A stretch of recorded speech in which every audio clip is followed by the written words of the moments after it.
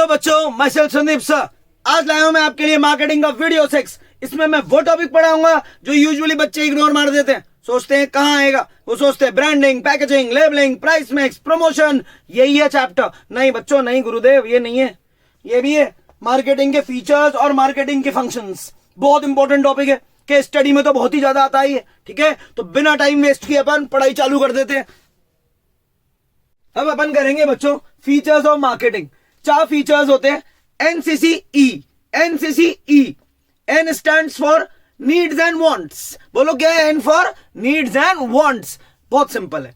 इसका मतलब as a seller, as a producer, पहले ये आइडेंटिफाई करो, ये जानने की कोशिश करो कि आज के लोगों को क्या चाहिए, उनकी नीड्स क्या है, उन्हें कौन सा प्रोडक्ट या सर्विस चाहिए। फिर खत्म, उसी अकॉर्डिंग अपना प्रोडक्ट या सर्विस डेवलप करो, डिजाइन करो। वही चीज मार्केट में लेकर आओ भाई जो आज के लोगों को चाहिए। 100% तुम्हारी दुकान चलेगी।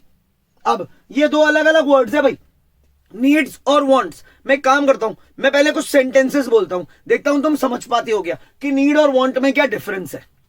आई am hungry, I need food, but I want a pizza, I want a dosa.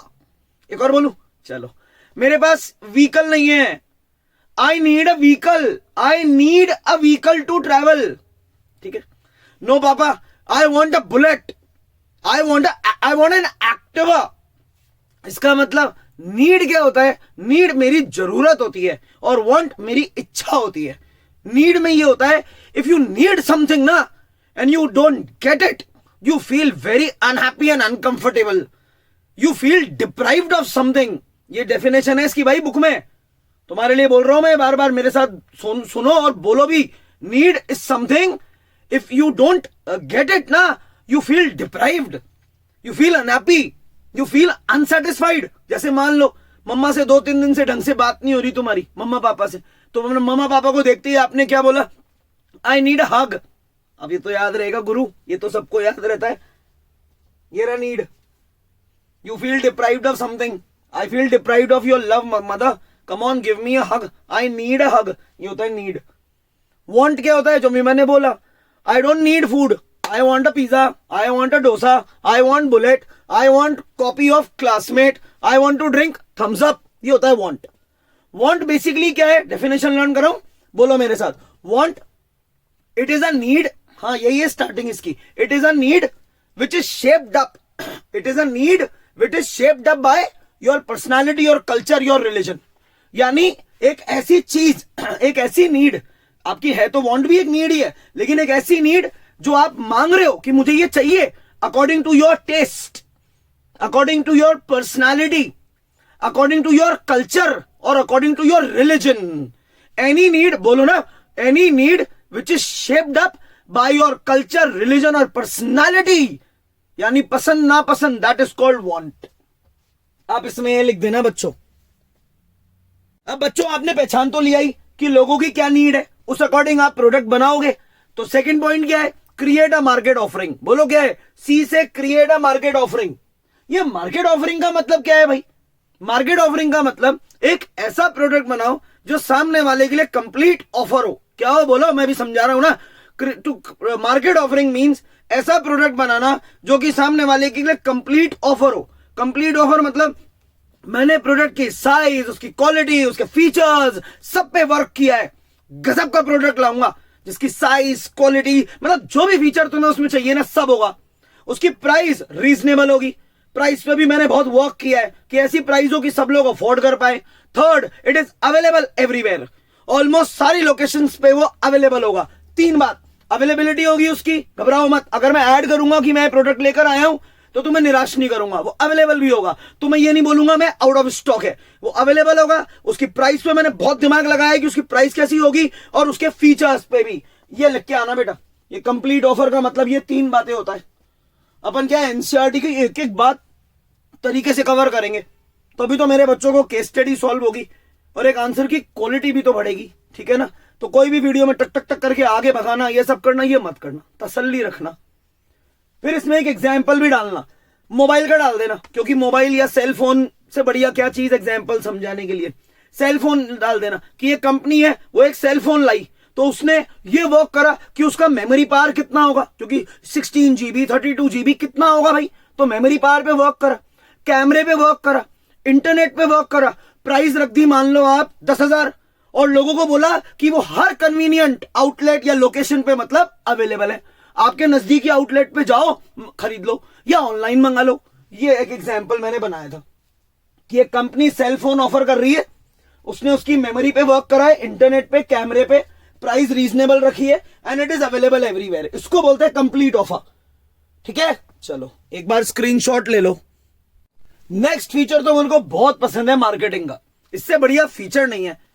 इस फीचर में ये हम समझाते हैं सेलर को कि भाई तू ऐसा प्रोडक्ट मार्केट में ला कि लोग जब तेरा प्रोडक्ट खरीदे ना और पैसे दें तो उन्हें दिए हुए पैसे चुभे नहीं, लोगों को ऐसा ना लगे कि यार मेरे पैसे वेस्ट हो गए, बल्कि लोगों को इतना मजा आए तुम्हारा प्रोडक्ट बाय करने के बाद, वो बोले मन में खुशी खुशी मन में सोचे कि यार मैं इस प्रोडक्ट के इससे ज्यादा पैसे देता, मेरा मन ये है कि मैं इसके ज्यादा पैसे दूं जो ये सामने वाला मांग रहा है। इसको बोलते हैं कस्टमर वैल्यू। कस्टमर वैल्यू मतलब जो भी मैंने बोला कि भाई एक ऐसा शानदार प्रोडक्ट मार्केट में लेकर आओ कि सामने वाले को दिए हुए पैसे चुभे नहीं, वो ये ना सोचे कि मैंने मेरे पैसे इस प्रोडक्ट पे वेस्ट कर दिए। इससे पैथेटिक, इससे बुरी फीलिंग एक सेलर के लिए क्या होगी कि लोग ये सोच रहे हैं कि मैंने तेरे पे पैसे वेस्ट कर दिए। तो भाई प्रोडक्ट ही ऐसा लाना कि लोगों का जी खुश हो जाए, लोग मन में ये सोचे बल्कि कि मैं तो इसको इससे ज्यादा पैसे देता। इससे पता है क्या होगा, लोग तुम्हारे ब्रांड के प्रति लॉयल हो जाएंगे और कभी भी कॉम्पिटिटर के नहीं जाएंगे। आ गया समझ? चलो इसमें ये लिख देना आप, ये जो अपना लास्ट फीचर है ना बेटा मार्केटिंग का, ये मार्केटिंग की एसेंस है। एसेंस यानी मार्केटिंग का सबसे इंपॉर्टेंट फीचर जो कि है एक्सचेंज मैकेनिज्म।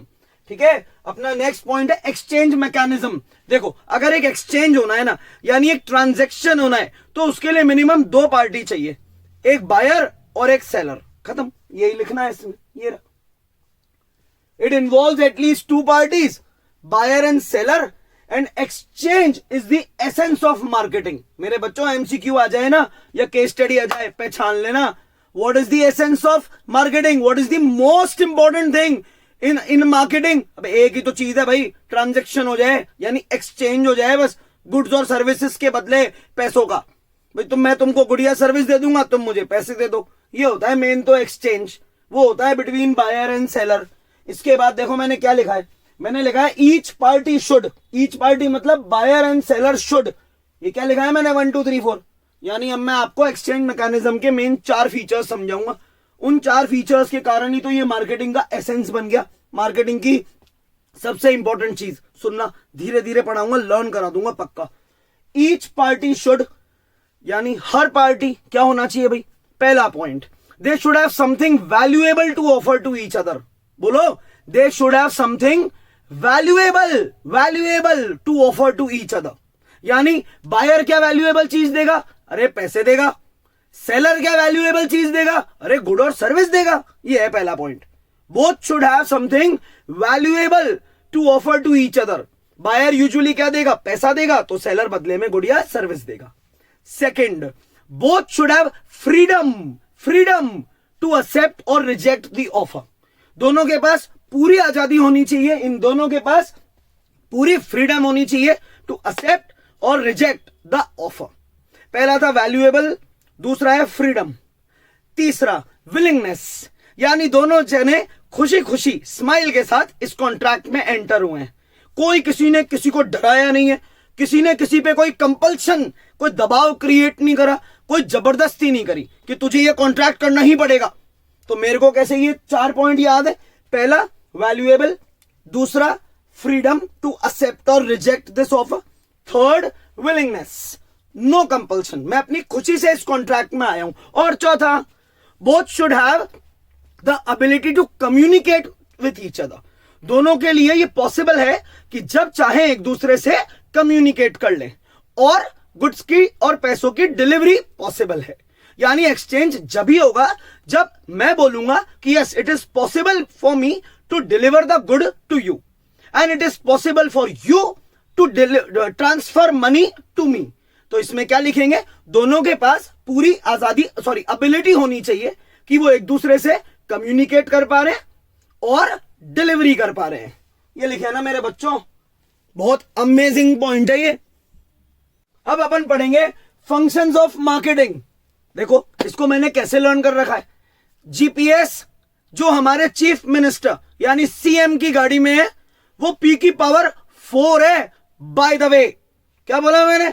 जीपीएस जो हमारे सीएम की गाड़ी में है वो पी की पावर 4 है। बाय द वे, हाँ ये क्या किया मैंने इनको अलग अलग कर दिया।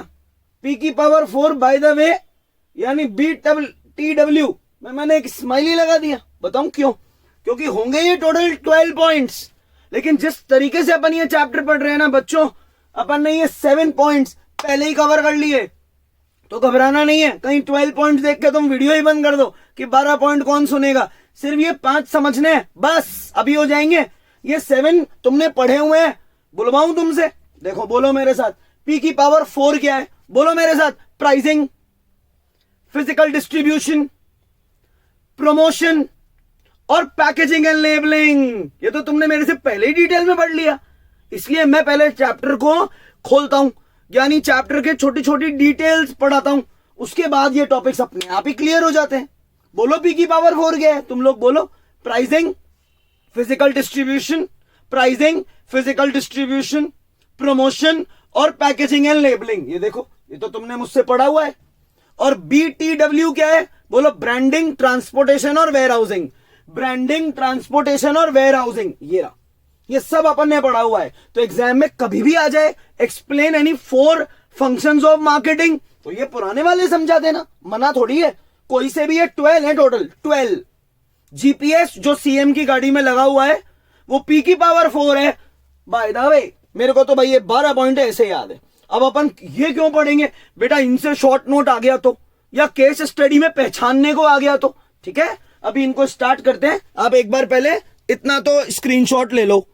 सबसे इंपॉर्टेंट फंक्शन मार्केटिंग का है जी से, gathering and analysing market information.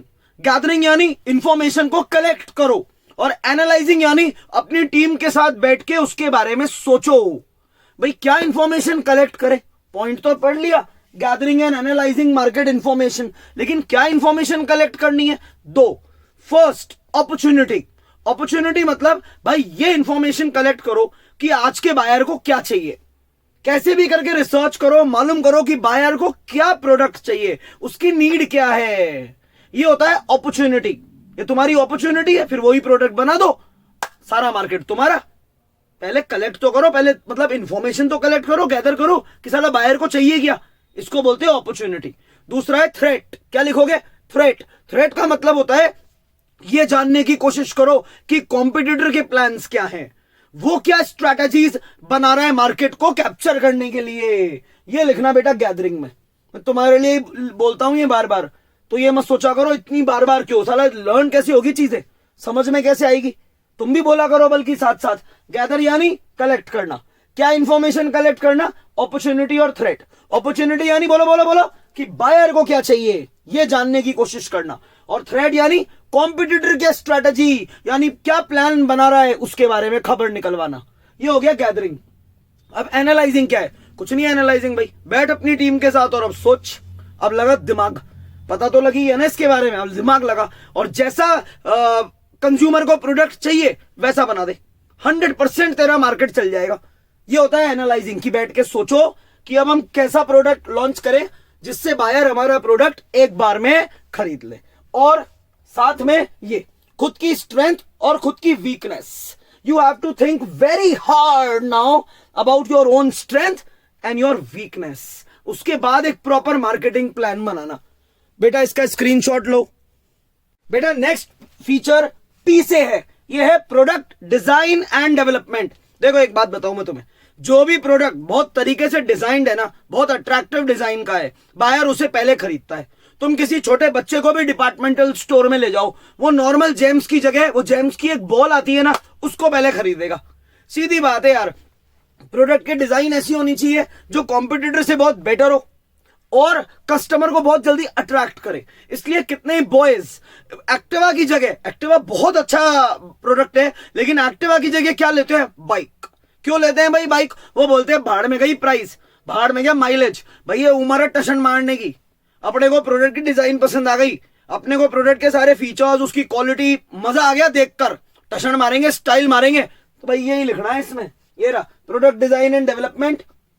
ये दो बात तो मैंने पढ़ा दी कि प्रोडक्ट, वापस बोल दूं फटाफट, तुम भी बोलो, प्रोडक्ट का डिजाइन कैसा होना चाहिए कि कस्टमर अट्रैक्ट हो जाए देखते ही।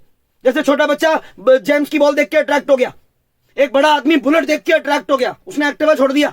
ये दो बातें लिखी है इसमें। अब आगे ध्यान से सुनना। इसीलिए काफी कंपनीज क्या करती है, production department, purchase department, marketing department, sales department की तरह एक डिपार्टमेंट होता है रिसर्च एंड डेवलपमेंट डिपार्टमेंट। इस रिसर्च एंड डेवलपमेंट डिपार्टमेंट पे ये कंपनीज बहुत पैसे खर्च करती है। इसमें बड़े बड़े इनोवेटर्स बैठते हैं, उन्हें हम बहुत अच्छी टेक्नोलॉजी सॉफ्टवेयर बाय करके देते हैं। ये हमारा थिंकिंग टैंक है। क्या है? Thinking tank. ये हमारे बारे में सोचते हैं। किस बारे में? इस बारे में। इनके दो काम होते हैं। पहला, हमारा जो एग्जिस्टिंग प्रोडक्ट है, जो अभी हमारा ओल्ड प्रोडक्ट चल रहा है बाजार में, उसमें और फीचर्स नए नए डलवाते हैं ताकि हम उसको रीलॉन्च करें। जैसे Honda Activa 2G, 3G, 4G, 5G, 6G बंद कर दिया गया इन्होंने एक्टिवा, नहीं ना, है एक्टिवा ही। लेकिन रिसर्च एंड डेवलपमेंट क्या है, उसमें नए नए फीचर्स डालकर उस प्रोडक्ट को कंटिन्यू नए नए फॉर्म में बेचता रहता है, यानी बिकवाता है। और क्या करता है, साथ में रिसर्च एंड डेवलपमेंट डिपार्टमेंट कुछ नया प्रोडक्ट भी लॉन्च करता है। जैसे होंडा ने अपना ईवी लॉन्च कर दिया, मान लो होंडा ने कोई बाइक लॉन्च कर दी, ये होता है रिसर्च एंड डेवलपमेंट डिपार्टमेंट का काम। एक और एग्जांपल, जैसे डेयरी मिल्क है तो chocolate, normal dairy milk silk है तो चॉकलेट ही ना। तो ये होता है पुराने प्रोडक्ट को और पहले से बेटर बनाना। लेकिन साथ में कैडबरी ने डेयरी मिल्क तो चलाई, ओरियो बिस्किट लाया, बॉर्नवीटा लाया, ये सब करता है रिसर्च एंड डेवलपमेंट डिपार्टमेंट। पुराने प्रोडक्ट को पहले से बेहतर बनाता है और साथ में नया प्रोडक्ट भी लॉन्च करता है। ये लिखना आप प्रोडक्ट डिजाइन एंड डेवलपमेंट में। नेक्स्ट पॉइंट है बच्चों अपना स्टैंडर्डाइजेशन एंड ग्रेडिंग। तुमने कभी डेयरी मिल्क खाई है? मैंने तो खाई है। मैं इतना सा था ना तब डेयरी मिल्क खाई, इतना हुआ तब डेयरी मिल्क खाई, इतना बड़ा हो गया तो भी डेयरी मिल्क तो भाई नहीं छोड़ते। डेयरी मिल्क क्या है? स्टैंडर्डाइजेशन का सबसे जोरदार एग्जाम्पल। स्टैंडर्डाइजेशन मतलब डेयरी मिल्क वाले पता है क्या करते हैं, वो अपना कभी पैकेजिंग मटेरियल, पैकेजिंग का कलर पर्पल कलर में आता है नहीं, कभी उस कलर तक को नहीं पलटा, अपने पैकेजिंग मटेरियल की क्वालिटी नहीं पलटी। उन्होंने हर चीज का एक फिक्स स्टैंडर्ड सेट कर लिया। वो बोलते हैं पैकेजिंग स्टाइल सेम, आप डेयरी मिल्क खाओगे हमेशा क्वालिटी में सेम, दिखने में सेम, कलर में सेम।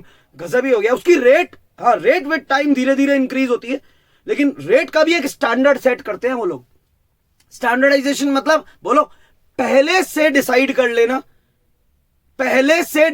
लेना कि हम किस टाइप का रॉ मटेरियल यूज करेंगे, हम क्या टेक्निक यूज करेंगे प्रोडक्शन की। तो इससे क्या होता है, अगर डेयरी मिल्क में कोई बंदा नौकरी छोड़ के चला भी गया और नया बंदा आया तो क्यों घबरा रहे हो, वो अपना दिमाग लग के थोड़ी डेयरी मिल्क बनाएगा। घर में आलू प्याज की सब्जी थोड़ी बन रही है, जिसकी जो जचा जैसा बना दी, हर दिन ही टेस्ट अलग, घर की सब्जी का हर दिन ही टेस्ट अलग होता है। लेकिन डेयरी मिल्क का सेम होता है, क्योंकि वो जो नया बंदा आएगा हम उसको बताएंगे कि ये फिक्स ये है भाई वो रॉ मटेरियल जो यूज करना है, और इतना टाइम लगता है इस चीज को बनाने में, हम बता रहे हैं किस तरीके से बनानी है वो हम बता रहे हैं। तो क्या होता है भाई, स्टैंडर्डाइजेशन की डेफिनेशन क्या लिखोगे, बोलो बोलो। It refers to producing goods according to predetermined specifications. अरे बोलो, नहीं तो कुछ भी याद नहीं होगा बुक में से। It refers to producing goods according to predetermined specifications, यानी गुड्स बनाना अकॉर्डिंग टू पहले से डिसाइड करे हुए तरीके से।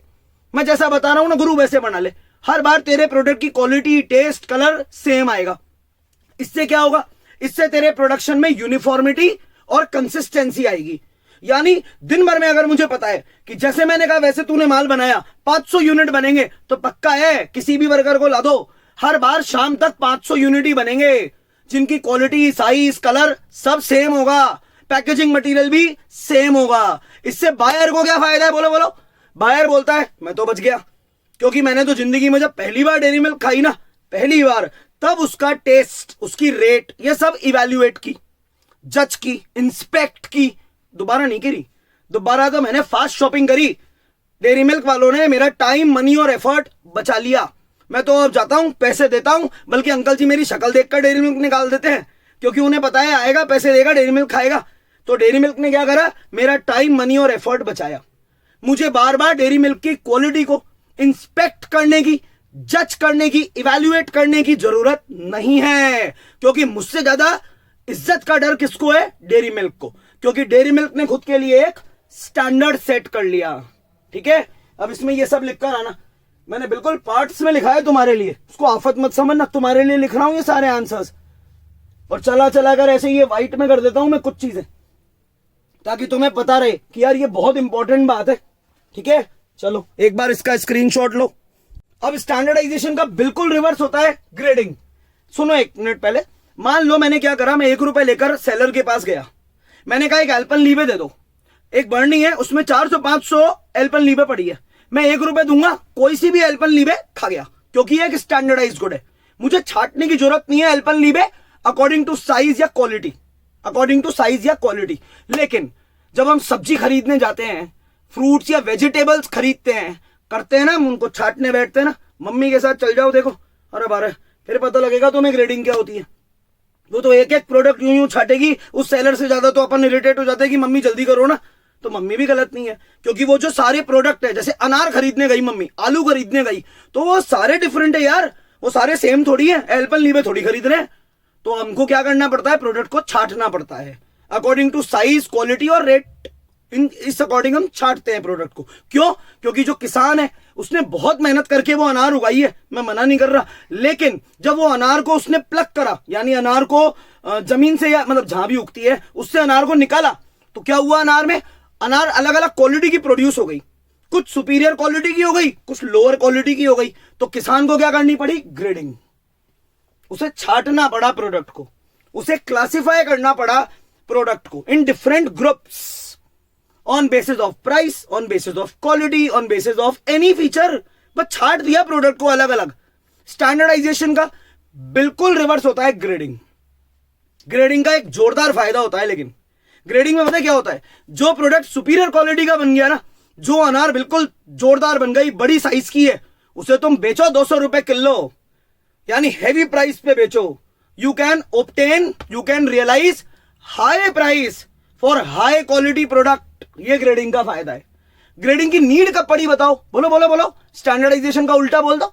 ग्रेडिंग की जब जरूरत पड़ती है जब आप कोई स्पेसिफिक स्टैंडर्ड यूज करके माल को ना बनाओ, बस बढ़ा दिया, वो होती है ग्रेडिंग। ठीक है, देखो मैंने क्या लिखा है, देखो पहली बात मैंने लिखी ग्रेडिंग कब जरूरी है, किसान जो बनाता है उन गुड्स में, है ना, तसल्ली रखना।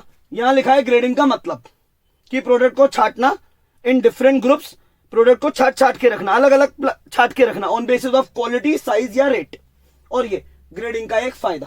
ठीक है बच्चों, क्या पढ़ रहे हैं मेरे बच्चे? मेरे बच्चे पढ़ रहे हैं फंक्शंस ऑफ मार्केटिंग। क्या ट्रिक है? GPS CM. जी हो गया, हो गया, हो गया, हो गया, बोलो क्या था? Gathering and analysing market information. P क्या था?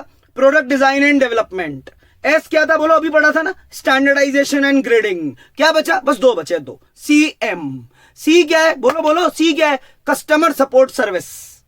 सी stands for customer support service, यानी कस्टमर को जोरदार सर्विस प्रोवाइड करो। जैसे अगर वो कोई उसकी कंप्लेन है, वो कोई शिकायत कर रहा है, तो उसको सुनो और उस शिकायत को सॉल्व करो। ठीक है, हैंडलिंग कस्टमर कंप्लेन। अरे बोलो यार, ऐसे कुछ भी याद नहीं होगा, यूं टक टक टक करके आगे भगाओगे तो। बोलो, handling customer complain. Second, welcoming suggestions. अगर कोई कस्टमर आपको कोई सजेशन दे रहा है, सुनो यार, आपकी बेहतरी के लिए दे रहा है, आपको अच्छा, आपका उससे ग्रोथ ही होगी। तीसरी बात, सबसे बढ़िया, providing excellent after sale service. कुछ लोग पता है क्या करते हैं? प्रोडक्ट बेचते समय तो बहुत अच्छे से बात करते हैं। जैसे मैंने कोई बाइक खरीद ली, तो जब खरीद रहा था ना, जब तो बड़ा यार नाश्ता करा रहे हैं, चाय पिला रहे हैं, मजे करा रहे हैं, लेकिन जब मैं बाइक लेके चला गया, उसके बाद जब मैं थोड़ा बहुत भी बाइक से दुखी हुआ, उन्होंने आफ्टर सेल सर्विस बढ़िया नहीं दी। अब मैं मार्केट में कहीं ना कहीं इसकी सर्विस करा रहा हूं या मैं परेशान हूं। ठीक है, अपन पढ़ रहे हैं 4th point, customer support service. क्या पढ़ रहे हैं? बोलो ना, कस्टमर सपोर्ट सर्विस। इसके 3 तरीके मैंने बोल दिए, एक बार रिपीट करते हैं। कस्टमर की कंप्लेन को हैंडल करना, उससे सजेशंस जो भी है वो दे रहा है उन्हें सुनना, आफ्टर सेल सर्विस अच्छी देना, कोई भी मेंटेनेंस सर्विस है उसको ढंग से देना, कोई भी टेक्निकल सर्विस उसे चाहिए उसे ढंग से प्रोवाइड करना। लास्ट के 2 क्या है? बोलो, मेंटेनेंस सर्विस और टेक्निकल सर्विस प्रोवाइड करना। ये लिखकर आना इस तरीके से, तुम बोर्ड तक में लिखे आना ऐसे, बहुत अट्रैक्टिव लगेगा तुम्हारा आंसर। अब अगर तुम इतनी बढ़िया तरीके से कस्टमर को सर्विस दोगे तो उसके कुछ तो फायदे होंगे ना। बोलो क्या होगा? फर्स्ट, कस्टमर को मैक्सिमम सेटिस्फैक्शन मिलेगा, कस्टमर ब्रांड लॉयल्टी दिखाएगा, यानी मुझे दोबारा बाइक चाहिए होगी, मैं वापस से उसी ब्रांड को फॉलो करूंगा। रिपीट सेल्स होगी, यानी बार बार माल को खरीदूंगा, बल्कि मैं दूसरों को भी बोलूंगा, तुम्हारी माउथ पब्लिसिटी करूंगा कि यार इस प्रोडक्ट को खरीदो यार। इससे क्या होगा? मार्केट में तुम्हारी इमेज यानी गुडविल बढ़ जाएगी। ये रहे फायदे, ठीक है। चलो अब एक बड़ा छोटू सा पॉइंट रह गया यार, है ना, अभी जाना नहीं है। GPSCM में एम रह गया, एम यानी मार्केट प्लानिंग। बहुत छोटा सा पॉइंट है, 1 मिनट सुन लो बस। मार्केट प्लानिंग यानी भाई अगर तुम्हारे कोई ऑब्जेक्टिव है, यानी तुम्हारा कोई टारगेट है, तुम्हारा कोई मकसद है जो तुम्हें हासिल करना है, खत्म, तो प्लान बनाओ, सिंपल। मार्केट प्लानिंग यानी अगर तुम्हारा कोई मार्केटिंग ऑब्जेक्टिव है, अगर तुम्हें कोई चीज हासिल करनी है, तो भाई बैठा क्या है, प्लान बनाना उसको हासिल करने के लिए। If you have a goal then make a plan to achieve that goal. ठीक है बच्चों, ये लिखकर आना मार्केट प्लानिंग में, ये रहा, और ऐसे लिखकर आना अट्रैक्टिव तरीके से, आंसर बहुत अच्छे दिखेंगे। अब देखो ये इतना सा पॉइंट है, खाली सा लगेगा, तो इसमें एक एग्जांपल डाल देना। जैसे कि एग्जांपल मैं बोल दूं, तुम्हें यही लर्न हो जाएगा कि एक कंपनी है, मानो वो LED टीवी बनाती है, अभी उसका मार्केट शेयर है 10% का, 10% मार्केट उसका है, मतलब ठीक है। अब वो चाहती है इन फ्यूचर उसका मार्केट डबल हो जाए, 20% हो जाए। ये क्या है उसका? ये उसका ऑब्जेक्टिव है कि वो मार्केट को कैप्चर और ज्यादा करना चाहती है, डबल मार्केट शेयर चाहती है। सिंपल, इसके लिए एक प्रॉपर मार्केटिंग प्लान बनाओ। सबसे पहले जैसे कि एग्जांपल, प्रोडक्शन बढ़ाओ और प्रमोशन पे ध्यान दो, ठीक है। ऐसा एक एग्जांपल मार देना, इससे क्या होगा, आंसर की क्वालिटी बहुत बढ़िया दिखेगी। होप सो बच्चों आपको ये वीडियो 6 में मार्केटिंग के फीचर्स और फंक्शंस एकदम क्लियर हुए हो। अब वीडियो 7 में क्या आएगा? वीडियो 7 में आएगा कि बरसों पहले लोग मार्केटिंग कैसे करते थे, फिर धीरे धीरे हर साल मार्केटिंग का तरीका कैसे पलट रहा है, आज अभी प्रेजेंट वर्ल्ड में कैसे मार्केटिंग की जाती है। ये तो तुम्हें पक्का सीखना होगा, तुम भी तो फ्यूचर के बिजनेसमैन ही हो। तो वीडियो 7 में अपन कवर करेंगे मार्केटिंग फिलॉसफी और कुछ छोटे मोटे टॉपिक्स। इससे मान लो आपका NCERT से ये पूरा चैप्टर खत्म हो जाएगा ऑलमोस्ट इस वीडियो में, ठीक है। अभी जाना नहीं है, जाने से पहले फीचर्स की ट्रिक बताओ। क्या पढ़ी थी मार्केटिंग के फीचर्स? NCCE। क्या पढ़ा था? NCCE। फंक्शंस क्या पढ़े थे? बोलो बोलो। GPS, CM, P की पावर 4, BTW। क्या बताइए? GPS लगा CM साहब की गाड़ी में, P की पावर 4। बाय द वे ये इसकी ट्रिक थी। अभी भी जाना नहीं है, रुकेंगे यार। वीडियो 1 इसमें ब्रांडिंग पढ़ा था, 14 पॉइंट्स। वीडियो 2 क्या पढ़ा था? पैकेजिंग और labelling, 13 points. Video 3 price. Video 4 physical distribution. Video 5 किसका था यार? इससे पहले ही तो था, प्रमोशन, 10 पॉइंट्स। इसने कितने बढ़ा दिए? 16, 16। ये तो अपने स्कोर को ही नेक्स्ट लेवल ले गया।